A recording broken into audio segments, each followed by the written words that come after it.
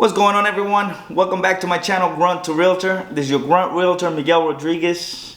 Today, I'm going to be speaking to my fellow real estate agent out there. We're going to be talking about how I conduct open houses. Somebody actually asked me to make a video about this. Thank you. You know who you are. Here's a video with some information about it.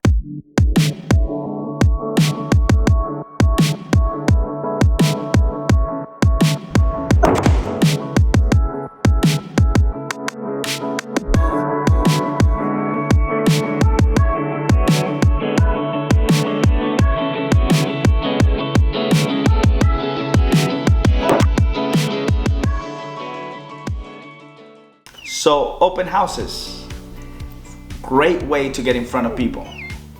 Great way to actually be able to have conversation with people and for people to get to know you and the kind of service you provide. I'm passionate about real estate, therefore open house is always enjoyable for me. So I get to see how the neighborhood demographic is. I get to speak to that demographic. I get to get them to know me. So that's what it's all about. Where should you conduct an open house? You should conduct an open house at a neighborhood that you either live in or a neighborhood that you would like to live at.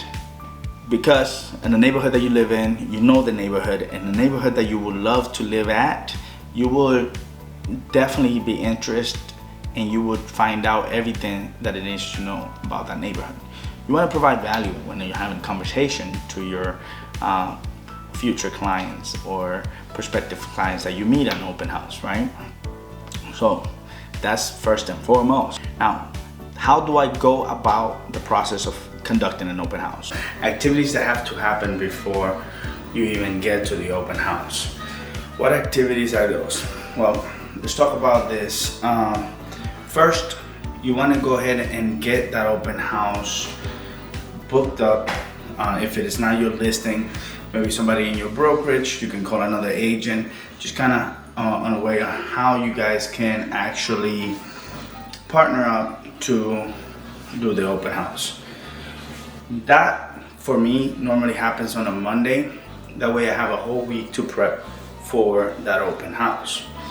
Next thing that you need to do is you need to go ahead and look up as much information as you can for the neighborhood, the house, and see the talking points that you'll be able to present forth to the people that come into the open house. What's new? Did they open a new restaurant? Who's the favorite nanny in the neighborhood? You know, who do they use for services? Like, hey, this is the handyman that most of the neighborhood use because he's fantastic. He lives a couple of doors down the block. Find everything out that you can about the neighborhood because people love to know what's going on in the neighborhood that they will be purchasing at. Once you find out everything that there is to know about that neighborhood, go ahead and find out everything that there is to know about that property. Okay? Once you find out everything that there is to know about that property, just unique features, what has been changed, what's been updated, you know, anything that you can find out. Be inquisitive, ask questions, ask the listing agent question, ask the seller's question, because people are gonna go into the house and you're gonna be speaking to people mainly about the house. Second step I will do, I pull out a list of all the neighbors in the area. I will create flyers, start promoting the open house. So open house be promoted on Facebook, promote it on Instagram. Go ahead, if you can promote it on other platforms, do it as well. Then once that is conducted, I will mostly print out the same flyer for the most part, and I go door knocking on the neighborhood. So what is the conversation when I go door knocking in the neighborhood? Simple. I'll go by, knock on doors, ask them, hey, just wanted to invite you to an open house down the road, and do you happen to know anybody that is looking to move in the area, right? Then have a conversation from there. You know, invite every single neighbor that you can invite. Typically, I would do 25 doors to the left, 25 doors to the right, and 50 doors across the street, left and right from the property in which I'll be conducting open houses. Another very important thing that you should do, this is step number 4, I will go ahead and call the neighborhood.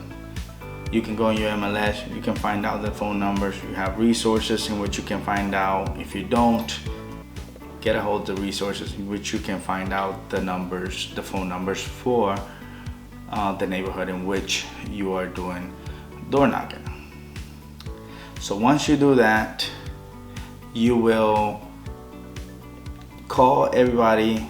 Typically, I'll call the day before, invite everybody again. If I had a conversation with them in person, perfect. I will remind them of that conversation and just invite everybody that you can in terms of that phone call, because that phone call you will be able to touch more people than the people that you invited when you were door knocking, because the neighborhood could have 200 houses.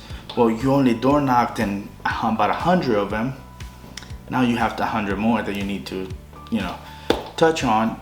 Just don't have the time to go door knocking, so make those phone calls on the day of the open house. So I will go ahead, get to the open house early, typically about an hour to an hour and a half early. Bring all the stuff inside, go ahead and set up, make everything nice and pretty out there. Put up a table if you have to put up a table, put up some chairs, sign-in sheets, all of that. Make sure you do printouts. You bring your printouts of the MLS sheets, printouts of features of the house that you are conducting the open house of. You go ahead and start to put out signs, a lot of signs. I typically do anywhere between 20 to 40 signs. I don't like doing like 10 signs, stuff like that. Now, if there is not that many direct way there, then yes, I will put less signs, but typically 30 or 40 signs. I want people to be bombarded with the amount of signs that I actually put out there. I want them to guide them straight to that open house. So for those people that I did not get to talk to and invite, they can actually see it when they're driving down the road, and it's perfect. They'll make it to the open house. After that, we're gonna go ahead and start welcoming everybody. Have conversation with people, show the house, talk to them.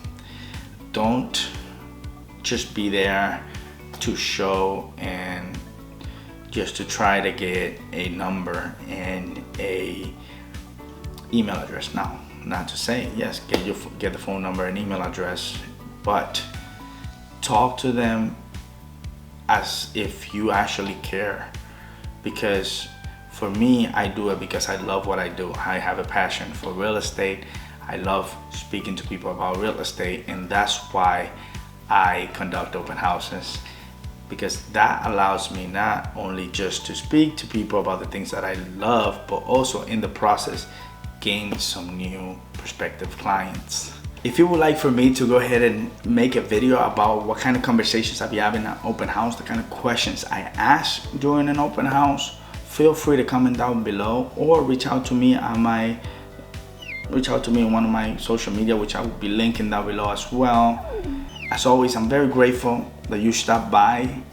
Feel free to, if you enjoyed this video, to hit the like button and the subscribe button, so that way you don't miss the next video. As always, God bless you, stay informed, and see you on the next one. Bye-bye.